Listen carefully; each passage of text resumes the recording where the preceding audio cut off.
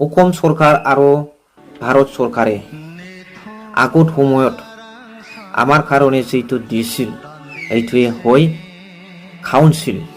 আৰু কাউন্সিলৰ দ্বাৰা দি আমাৰ মাজত যিমানখিনি ৰাইটছ এণ্ড প্ৰিভিলেজেছ আছে এইবিলাক কোনোদিন ফুলফিল নহ'ব, কেতিয়াও ফুলফিল নহ'ব। এইকাৰণে আমি পৃথক ৰাজ্য বড়োলেণ্ড দাবী কৰিছোঁ। ভাৰত সংবিধানৰ অন্তৰ্গতত আমি পৃথক ৰাজ্য বড়োলেণ্ড বিচাৰোঁ।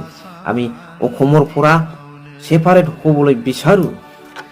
BC, BTC, BTR এইবিলাকে হ'ল কাউন্সিল আৰু এইটো আসাম গভৰ্ণমেণ্টৰ আণ্ডাৰত। কিন্তু আমি বিচৰাটো কি? আমি বিচৰাটো পৃথক ৰাজ্য বড়োলেণ্ড ছেপাৰেট ষ্টেট। যেনেকুৱা অসম ৰাজ্য তেনেকুৱাই একে পৃথক ৰাজ্য আমাক লাগিব আৰু ইয়াৰ নামটো হ'ল বড়োলেণ্ড।